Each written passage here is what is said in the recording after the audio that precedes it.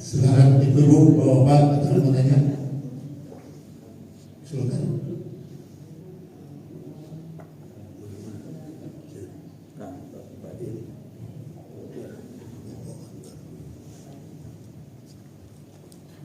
Assalamualaikum warahmatullahi wabarakatuh. Waalaikumsalam. Ayo malam sini tinggal Sultan. Dalam pembukaan tausiah yang saya paling ingat dan catat ini masalah, dan memang ini sering dilakukan, terutama yang kadang-kadang bawa acara ini tak pernah lupa wabillahi taufiq wal hidayah. Tadi sudah sedikit diceritakan masalah apa hidayah maupun taufik, tapi rasanya masih agak samar-samar juga yang ini. Karena ada kadang-kadang selentingan gitu ini di rumah tangga kita masing-masing ini. Misalnya ada mamang gitu yang kata Ustaz tadi agak susah diomongi, masih tidak dalam sholat misalnya.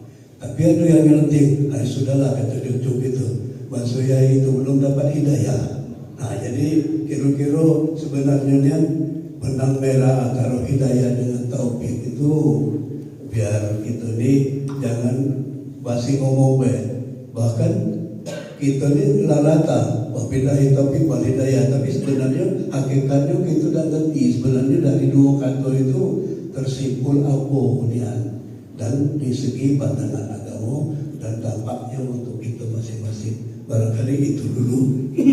Kalau kita tidak perlu banyak-banyak yang diingat, lagi lupa kalau. Terima kasih. Bismillahirrahmanirrahim. Jadi masalah hidayah taufik, hidayah tadi jelas petunjuk, taufik ini kekuatan. Semuanya Bapak, hidayah dan taufik datangnya dari Allah. Datangnya dari Allah. Bahkan para nabi pun tidak mampu memberikan hidayah. Para nabi pun tidak mampu memberikan hidayah. Kita ambil contoh Nabi Nuh alaihissalam. Kalau Allah berikan seorang nabi itu kewenangan memberikan hidayah, maka pastilah anaknya Nabi Nuh itu Kan'an. Allah masuk dalam bahtera. Ketika air sudah mulai tinggi, Nabi Nuh ngomong Kan'an, naiklah. Tak mau dia tetap dengan bersikeras dia tak mau naik. Menunjukkan apa? Bahkan Nabi pun tidak punya wewenang untuk memberikan hidayah. Artinya hidayah mutlak dari Allah. Tambah lagi kita. Nah tugas kita ini mana Ustaz? Misal laki pun tadi gawenya nak bertokar sepanjang. Misal gawe tak kalah semaya, nak gawe tak benar. Kamu kita sebagai manusia, tugas kita cuma ngajar. Cuma ngajar. No akan dia. Nah dia semayang atau tidak itu kehendak Allah. Allah yang memberikan hidayah itu. Allah yang menurunkan hidayah itu. Kadang-kadang dia tahu petunjuk hidayah tidak tahu. Tapi kekuatan untuk pergi ke masjid, kekuatan untuk sholat itu dia tidak tahu. Jadi antara hidayah dan taufik semuanya mutlak dari Allah Subhanahu wa taala. Tinggal hakikatnya kita tadi ngajar, mendoakan. Tapi ingat, hidayah dan taufik tadi tidak baca ditunggu. Tidak baca ditunggu. Nak dijemput. Mana cara jemputnya ini tadi? Dengan cara diantaranya duduk dalam majelis ilmu. Atau yang kedua, memperbanyak kawan-kawan yang saleh-salehah. Misal, wong yang tadi hobi begelek. Tahu gelek apa ya? Ya minta maaf ya aku tidak. Kawan yang tadi begelek kan, saya sedikit begelek pula ngomong ini. Tapi kalau dia tadi misal berkawan dengan wong saleh, benda tadi begelek minta maaf ya Bapak. Misal kalau dia berkawan dengan wong saleh, insya Allah Bapak terima. Maka hakikat hidayah dan taufik ini harus dijemput. Ini kadang-kadang banyak yang ngomong, adik bela nunggu hidayah, adik bela nunggu hidayah, datang menunggu hidayah. Nak dijemput, duduk pengajian, banyak kena wong saleh, kawan-kawan kita, insya Allah berikan hidayah. Contoh sedikit, ini untuk ilustrasi logika kita biar cepat nyambung. Nak kelampung, sikok mobil, dalam sikok mobil ni wong 6, 5 ikut dah kata semayang. Kita nak semayang. Di mau ikut dari kata semayang semua kalau. Buci kita ayo mengkiro saya masjid. Ai, kalau ada semayang kami kata semayang, angin baik sama baik. Semayang tak kira apa. Dan nanti kenapa pengaruh kawan kan? Tapi misal terbalik, uang 5 nak sholat, uang 5 nak semayang. Walhasil kita mengkir dulu, kita nak semayang. Oh iya semayang. Yang di belakang tadi mulai nak pucat ni. Oh semayang dulu. Dia nak semayang. Walhasil mengkir lah mobil ke area. Semayang pun ni ikut. Nah yang budak tegak depan mobil tadi dia nengok. Aku jadinya, aku semayang anakku hidup. Anak kemaluan. Walhasil apa? Hidayah turun. Nah dia jemput dengan kawan sholat. Kata Allah berikan hidayah dan taufik melok sholat. Nah kita tadi tinggal ngajar. Aku Haji. Nah kalau mak aku tu bapak. Ada lagi tanya kan?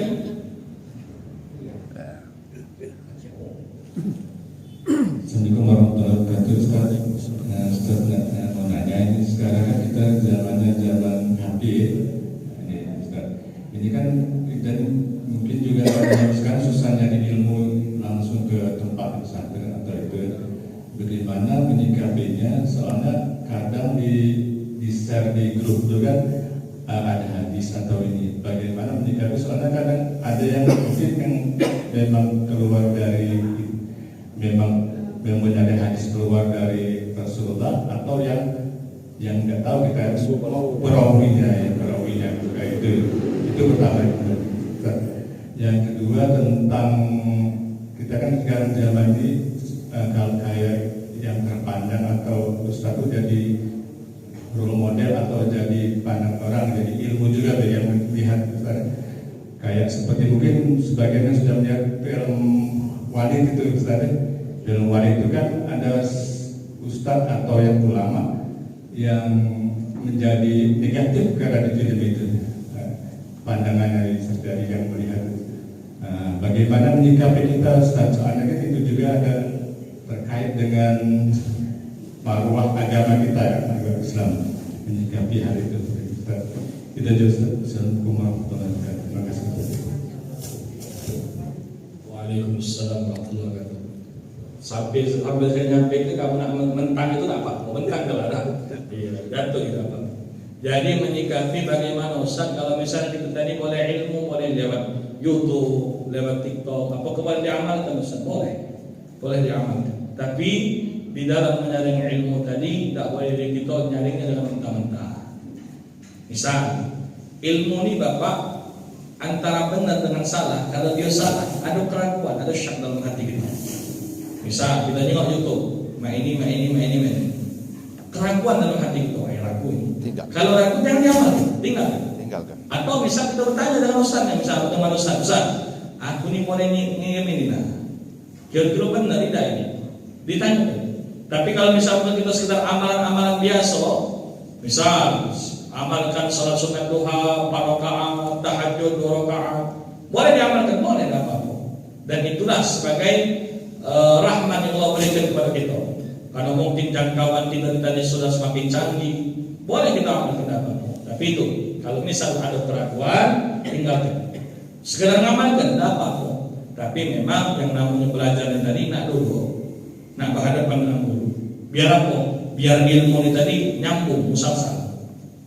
Tapi tidak kata salahnya kalau kita ngamalkan tadi. Ingat, kalau ada keraguan, tinggalkan, jangan diamalkan. Ya lalu yang kedua, masalah film Walid tadi. Memang Ustaz ini tadi sebagai contoh juga, bahkan disebutkan Bapak oleh Habib Jindan, kata dia apa?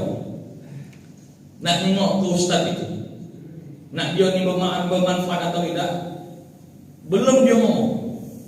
Nengok rainya apa itu? Kalau nengok rainya atau nengok tadi pakaian tadi kita sudah buat ingat kita dengan Allah, ini insya Allah jadi orang baik.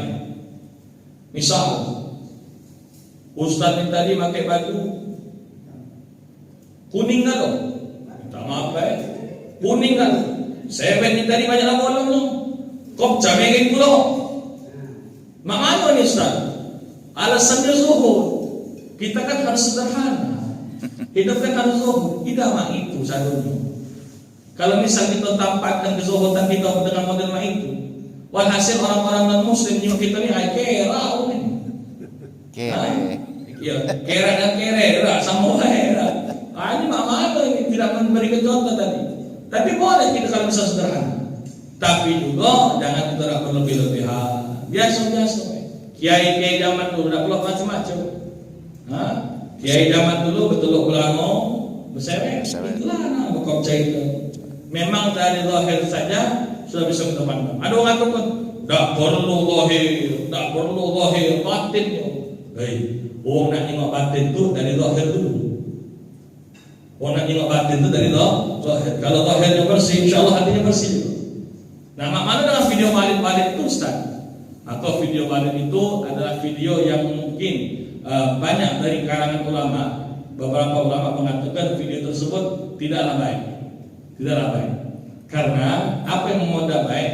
Orang-orang non-muslim yang memang mereka ada rasa kebencian dengan Islam, dia mengatakan, oh ternyata tiap-tiap yang berjenggot, tiap-tiap yang bergamis, ini galung. Tiap-tiap yang memakai ketuli pala itu, tiap-tiap yang memakai tasbih besar, oh bejat galung. Padahal kan tidak. Maka yang modal-modal itu tidak usah tonton ya, ambil yang bagus-bagus. Banyak ulama-ulama yang baik, insyaallah. Aku. Nah, jadilah ada. Jadi bentang ke baca makan kita pagi. Mudah-mudahan manfaat, minta syukurnya, minta ikhlas kita dari dunia akhirat. Tadi ingat, habis kita ambil wudu, baca inna anzalnahu fi lailatul qadar. Insyaallah menjadi amalan bifarrijul hamma, menjauhkan kita daripada kesusahan. A'udzubillahi minasyaitonir rajim. Bismillahirrahmanirrahim. Alhamdulillahirabbil alamin. Allahumma shalli wa sallim ala sayyidina Muhammad wa ala ali sayyidina Muhammad. Rabbana taqabbal minna innaka antas samiul alim wa tub alaina innaka antat tawwabur rahim. Bihaqqi rabbana atina fid dunya hasanah wa fil akhirati hasanah wa qina adzaban nar. Wa sallallahu ala sayyidina Muhammad wa ala alihi wa sahbihi wa sallam. Alhamdulillahirabbil alamin. Taqabbalallahu minkum minna wa minkum taqabbal ya karim.